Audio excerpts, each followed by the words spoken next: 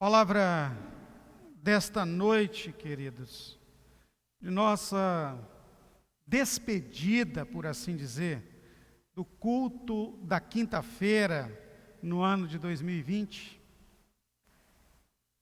é o culto da vitória que nós chamamos para celebrarmos a partir da próxima quarta, o Conexão Vitória, que vai trazer a nós a possibilidade durante a semana termos um culto movimentado como a celebração de domingo. Eu quero trazer aqui para vocês uma mensagem sobre o tema incompreensível. Incompreensível. Primeiro eu quero decifrar aqui para nós essa palavra, se é que é possível chegar à profundidade do estudo etimológico dessa palavra. Compreender é prender dentro, colocar lá dentro. E quando falamos que algo é incompreensível, é que nós tentamos compreender, tentamos colocar lá dentro. Mas somos incapazes de alcançar esse intento, essa proeza ou esse objetivo. Nós não conseguimos colocar para dentro de nós todo o entendimento acerca do que gostaríamos, do objetivo que queremos. Quando eu falo aqui de incompreensível, estou falando exatamente do nosso Deus.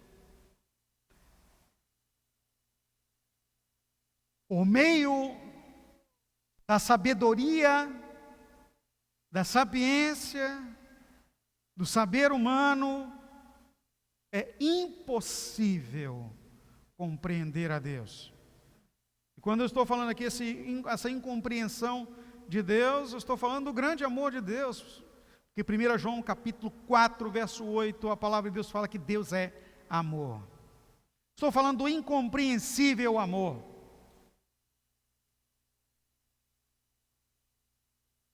Se não for a manifestação de Deus em amor por nós, jamais conseguiríamos. Ele deixou a grandiosidade e a incomensurabilidade desse amor, reduziu a nossa capacidade de inteligência e aí então se colocou à nossa compreensão.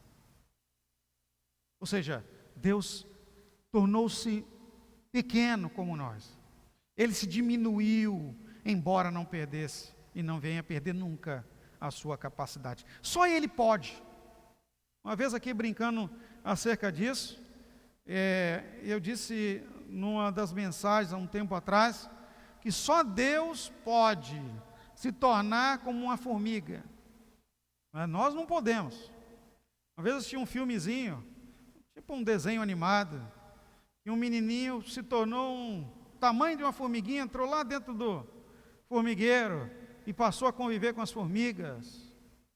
Isso é impossível para o ser humano. Só Deus é capaz de fazer isso sem perder o que Ele é. Então, para nós isso é incompreensível quanto ao nosso pensamento, a nossa natureza humana, nossa mente humana é incapaz de conceber. Mas Deus, em seu infinito amor e misericórdia com que nos amou, nos compreende, trabalha conosco, nos ama apesar de nós, nos enxerga como, vê-nos da forma que somos, mas nós não conseguimos corresponder com esta grandiosidade. E aí então, Ele mesmo pergunta, nenhuma tradução fala, quem tem maior amor do que este? Mas aqui, na Almeida Revista Corrigida, que eu compartilho com vocês aqui, ou até mesmo na atualizada, a expressão ela se aproxima mais do original, quando o próprio Senhor Jesus afirma que ninguém tem maior amor do que este, o de dar alguém a sua própria vida pelos seus amigos. Ninguém tem maior amor do que este. É incompreensível. Analisando acerca desta mensagem, para compartilhar com vocês aqui neste último culto da vitória, eu comecei a retroceder em algumas imagens que vieram à minha mente. Uma delas, mesmo uma informação de que, um tempo atrás, um pai, quando viu o seu filho se afogando numa cachoeira, ele pulou na cachoeira e tentou de todas as formas salvar o seu filho. E como não pôde ele, juntamente com a criança, ser salvo, está nos jornais, ele lançou a criança para fora da água, com toda a força que ele pôde, e sucumbiu, afogado às águas. Mas a criança se salvou. Quem tem maior amor do que este? Outra imagem que me veio à mente foi a imagem que, um tempo, rodou o mundo inteiro, na China. Ela até foi um tempo cortada, e parece que agora elas censuraram. E uma roda de um carro, de um caminhão, não sei, se soltou e veio na direção de uma criança. E então aquela pessoa empurrou a criança. Ele veio correndo, empurrou a criança e a roda pegou nele.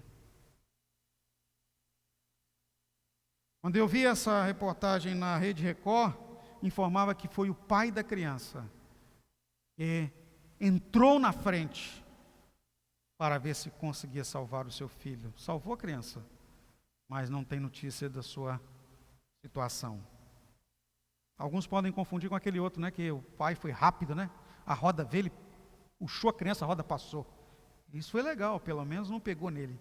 Mas esse caso que eu estou compartilhando com você, ele se colocou no lugar. Um compreensível amor, portanto, ele, para nós, ele é exemplificado na pessoa de nossos pais. Aqueles são capazes de qualquer coisa por nós. Uma mãe, um pai, ou seja, os nossos pais no sentido genérico. Pais de verdade, né? Deixam de comer a sua própria comida, deixam de usufruir daquilo que conquistaram, para que seus filhos tenham. Eu sei, por exemplo, meu pai aí, pastor Miguel, minha mãe, pastora Jonadá, que não está aqui hoje, mas tenho certeza de quantas vezes eles deixaram até de comer para nos dar como filhos. Vivenciamos uma época muito difícil no Brasil, da hiperinflação. Acho que vocês nem conhecem isso. Glória a Deus que talvez a maioria de vocês nem nasceram nessa época, em que você ia comprar um pão de manhã, ele custava um preço, quando chegava à tarde ele já custava um pão e meio, né, do valor, ou seja, você comprava um pão pela manhã, quando ia à tarde não dava nem para comprar metade dele, já tinha aumentado de preço. Tem uma brincadeira até dessa época, queridos, que uma pessoa foi pegar um produto no supermercado, quando ele estendeu a mão assim, o sujeito do supermercado veio e colocou a etiqueta de preço na mão dele, que ia bater no produto, ele tirou na hora, antes da etiqueta, porque era o tempo inteiro aquelas maquininhas remarcando os preços. A guerra das maquinetas de marcação, tempos difíceis.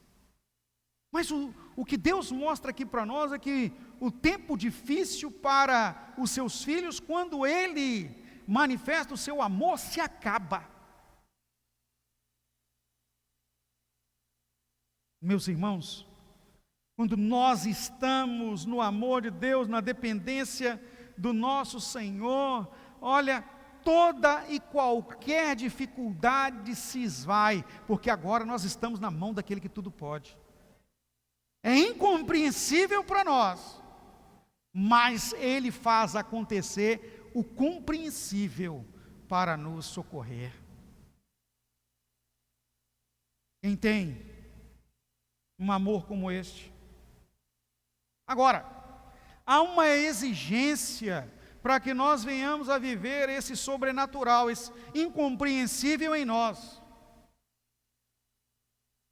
Jesus fala no verso 14, João 15, que nós acabamos de ler: vós sois meus amigos, se fazeis o que eu vos mando. Se fizerdes, tem uma tradução melhor, se fizerdes, ou seja, se colocar em prática o que eu vos ensino. Então tem um se. O se é condicionante. Nós precisamos tomar a decisão de fazer, mesmo que não tenhamos entendido o que fazer, mesmo que não tenhamos condição de fazer, mesmo que venhamos a não ter capacidade de fazer. Entenda isso. A atitude de decidir por fazer vai fazer com que o incompreensível aconteça a seu favor. Você não pode, você não tem condições, não vai dar na visão natural, mas Deus está decidido a agir em favor de sua vida. E Ele tudo pode. Levante suas mãos assim. Repita comigo. Se Ele decidir fazer, nada pode lhe impedir. Aleluia. Nada pode impedir o Senhor. Se Ele decidir curar, não tem nada que pode causar doença. Se Ele decidir proteger, não tem nada que possa lhe atingir. Se Ele decidir lhe dar, não tem ninguém que possa lhe tomar. Se Ele decidir te enriquecer, não tem nada que vá tirar a riqueza da sua vida. Sabe de uma coisa? Nele, tudo nós podemos. No verso 15, avança o Senhor um pouco mais, aprofundando, não é? Porque Ele fala aqui: olha, vocês sois meus amigos, com a condicionante: se fizerdes o que eu vos mando. Há pouco tempo atrás, aqui até brinquei sobre isso, né? E eu conheci uma pessoa que dizia o seguinte: você não precisa ter as coisas, né? Até para economizar, você precisa ter um amigo que tem. E ele até comunicou para mim na época que ele ia fazer uma viagem, um passeio de iate, né? E brincando com a gente. Está vendo, vocês não têm amigo? Meu amigo tem um iate. Então ele me convidou. Quando Jesus fala aqui: olha, vós sois meus amigos, sabe, queridos, sabe o que ele está dizendo? Tudo que Ele tem é para nós usufruirmos com Ele. Tudo que Ele pode é para nós estarmos no poder dEle. Então, nós precisamos aprender a usar a amizade com o Senhor, a intimidade com Ele. Só tem uma condicionante: fazer as coisas que Ele manda. Agora, verso 15 avança um pouco mais: já não vos chamo servo, porque o servo não sabe o que faz o seu senhor, mas tenho-os chamado amigos, porque todo quanto ouvi de meu Pai vos tenho dado a conhecer. Aqui avançou muito mais. Aqui agora Deus está falando para mim e para você o que é incompreensível à mente humana: é que Deus pode ser nosso confidente. Segredos divinos são chamados de oráculos de Deus. Os oráculos estão abertos. Aquilo que alguns, inclusive a maioria pentecostal, gosta de chamar os mistérios, estão susceptíveis, estão à nossa mercê.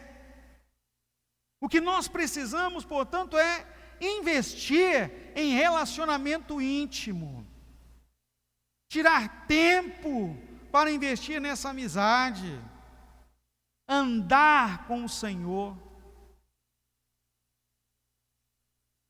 Todas as vezes que cito essa passagem, eu me lembro do grande homem de Deus do passado. Lá no livro do Gênesis descreve acerca dele, quando diz que ele era tão íntimo de Deus, mas tão relacionado com o Senhor Deus, que Deus não resistiu mais deixá-lo aqui na terra. O nome deste homem era Enoque. A palavra de Deus fala assim, que ele andou com Deus, de tal forma tão íntima com Deus, que Deus para si o tomou. Então eu vejo essa como uma condição do arrebatamento da igreja do Senhor, quando Cristo vier buscar a mim e a você, a sua igreja. Essa condicionante de relacionamento com Deus precisa estar suprida. A exemplo de Enoque, Deus não vai mais suportar ficar longe de nós, a amizade e o relacionamento se torna tão profundo, que Ele para si o toma. Ele vem buscar você. O que nós precisamos fazer, portanto? Investir em relacionamento com Deus. Você tem investido em tempo sozinho com Deus? Tem investido algum momento da sua caminhada em relacionamento profundo com o Senhor? Para finalizar essa palavra, eu pergunto: que amor é esse? Que amor é esse capaz de dar a própria vida em prol dos seus amigos? Quando eu citei aqui a ação de um pai dando a vida por um filho, é uma coisa, até porque é uma ordem natural das coisas, e quando isso é quebrado, traz muito sofrimento. Uma vez eu ouvi um pai que estava em um momento de luto para enterrar o seu filho. Era um rapaz novo, havia morrido de leucemia. Ele me disse assim: pastor, um pai não foi feito para enterrar um filho. E aí nós entendemos que a ordem natural das coisas é compreensível. Que a ordem natural das coisas diga o seguinte, que um pai e uma mãe é capaz sim de dar a vida pelos filhos. Quantas vezes nós já ouvimos histórias, por exemplo, de mães que no momento da concepção, no momento de dar à luz, a situação ficou tão difícil no parto, que ela pede ao médico ou à parteira o seguinte: salva a vida do meu filho ou da minha filha. Ou seja, a mãe prefere morrer do que seu filho morrer. Quantas mães já morreram assim no parto? Incontáveis neste mundo. Talvez num momento como nós agora estamos compartilhando, tem uma morrendo agora, dando a vida por um filho que está para nascer. Prefere morrer do que ter seu filho morto. Porque esta é a ordem natural das coisas, é o compreensível. Os pais morrem primeiro que os filhos. É a ordem natural. Mas o que o Senhor fala aqui é o incompreensível. O incompreensível amor de Deus é alguém capaz de dar a vida não por um filho qualquer, mas é por aquele que ama, pelos amigos. Quando ainda não havia decisão do amigo de ser família, um amigo ainda se achava servo, o amigo ainda se achava distante. Embora o Senhor já o considerasse, ele ainda não havia ou não tem ainda a compreensão. Mas o incompreensível já age a favor. Deu o seu próprio filho para morrer por aqueles que ainda não tinham nenhum tipo de relacionamento, nenhuma convivência, que ainda se achavam escravos. Mas nós, que estamos sendo premiados com a revelação divina, o incompreensível nos premia com a compreensão espiritual. Nós não somos simplesmente servos, nós somos muito mais, nós somos a família de Deus. E a família de Deus é a família da vitória, é a família dos mais que vencedores. Abra sua Bíblia em Romanos capítulo 8, verso 37.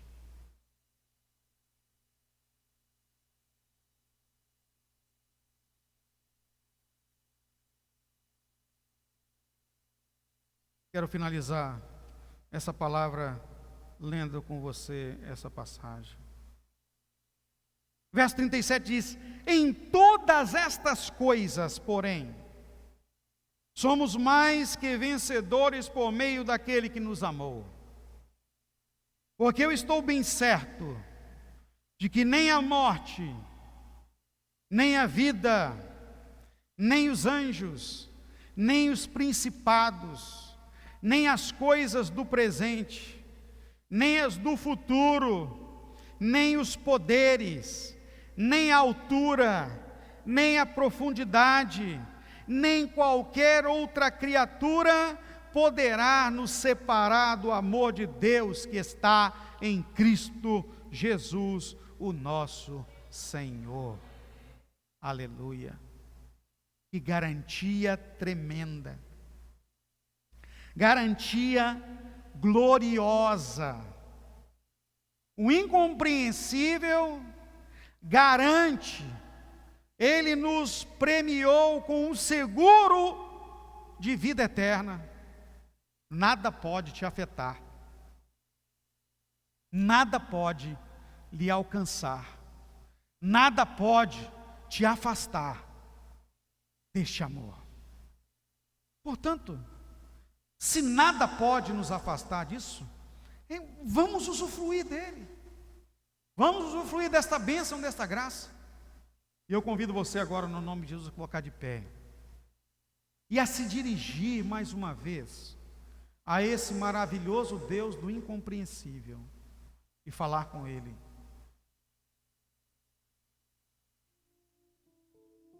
Pode parecer que Ele não está ouvindo, pode até parecer que as coisas estão frias, mas não estão. Ele está agindo a seu favor. Levante suas mãos, ora comigo. Senhor Deus, no nome de Jesus, ó Senhor majestoso, Senhor que fala conosco, Senhor que está disposto a investir em nós incompreensivelmente, eu te agradeço por nos amar, mesmo em nossa fragilidade. Obrigado, Senhor. Eu quero agora oportunizar você que ouviu essa palavra e precisa de Deus para reforçar-lhe a fé, para o ânimo recobrar. Enquanto estivermos louvando ao Senhor aqui, sai do seu lugar e vem aqui à frente. Nós vamos ungir a você, vamos orar pela sua vida, vamos impor as mãos para lhe abençoar. Pode ser doença, pode ser falta de ânimo, recobrar o renovo no Senhor, pedir ao Senhor para abrir a mente para esse mistério ser revelado em você. A oportunidade está ali franqueada, enquanto nós louvamos ao Senhor.